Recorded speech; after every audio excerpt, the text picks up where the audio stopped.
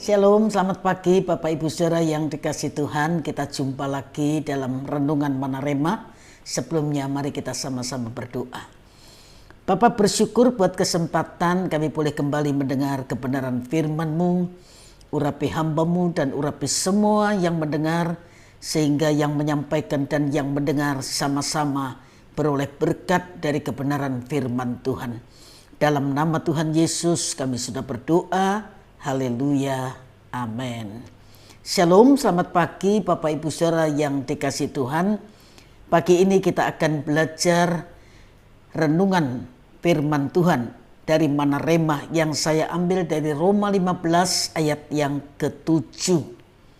Kita belajar kebenaran yang saya beri tema menggenapi kehendak Tuhan. Roma 15 ayat yang ke-7. Sebab itu terimalah satu akan yang lain, sama seperti Kristus juga telah menerima kita untuk kemuliaan Allah. Bapak Ibu Saudara sekalian, semua orang pasti tahu yang namanya kulit telur. Dan kita semua tahu bahwa telur merupakan barang yang rapuh atau mudah pecah. Dalam pengepakan atau penyimpanan, telur-telur ini juga disusun begitu rupa, karena jika salah menyusun, maka telur itu akan pecah di tengah jalan, sangat rapuh.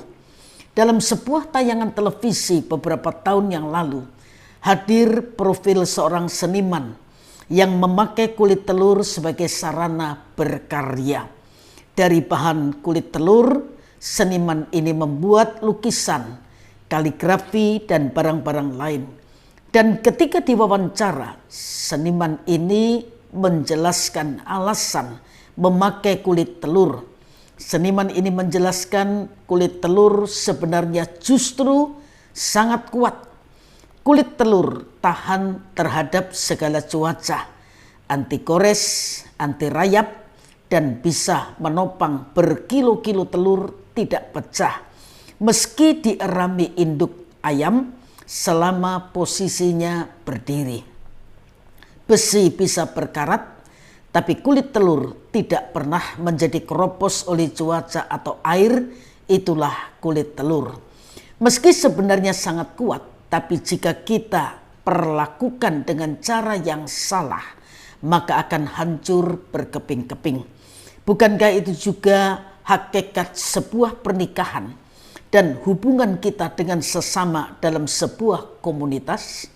Ketika kita menghadapi semua permasalahan dalam pernikahan dan sebuah komunitas dengan cara yang keliru, maka pernikahan yang sebenarnya kuat bisa menjadi rapuh. Komunitas yang sebenarnya bisa menjadi berkat, seperti yang dicatat dalam Kisah Rasul 2 ayat 41 sampai 47, tidak akan pernah terwujud. Ketika kita hanya menyorot kekurangan orang lain saja, maka kita akan kehilangan segala kelebihan yang dimilikinya. Setiap manusia diciptakan dengan kelebihan dan kekurangan yang berbeda. Kelebihan kita menutup kekurangan orang lain, dan kelebihan orang lain menutup kekurangan kita. Kita disatukan dalam keluarga atau komunitas, kan tidak untuk bersaing, tapi untuk saling melengkapi. Sebab itu mari kita belajar menerima diri kita sendiri dan belajar menerima orang lain, supaya kita bisa menggenapi kehendak dan doa Tuhan Yesus yang terakhir, yaitu supaya kita menjadi satu.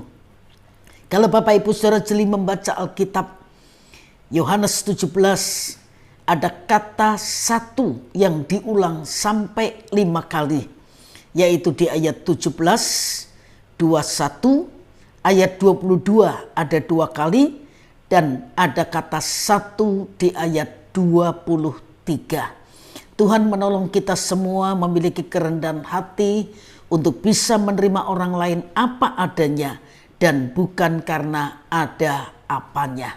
Karena semua dipersatukan dengan tujuan untuk saling melengkapi, saling menghargai, saling mendoakan, dan saling menghormati satu sama lain.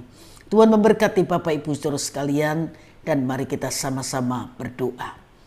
Bapa mengucap syukur kalau kebenaran firman-Mu terus mengingatkan kami, posisi kami sebagai anak-anak Tuhan yang terus bisa menjadi berkat dengan saling melengkapi, saling mengasihi, dan saling tolong-menolong satu sama lain.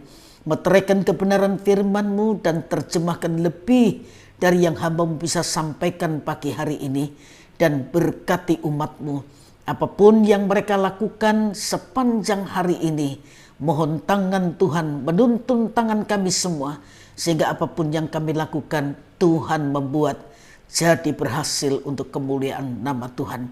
Dalam nama yang menjadi junjungan hidup kami, yaitu Tuhan Yesus Kristus, kami sudah berdoa. Haleluya. Amin. Tuhan berkati Bapak Ibu Saudara sekalian dan selamat pagi.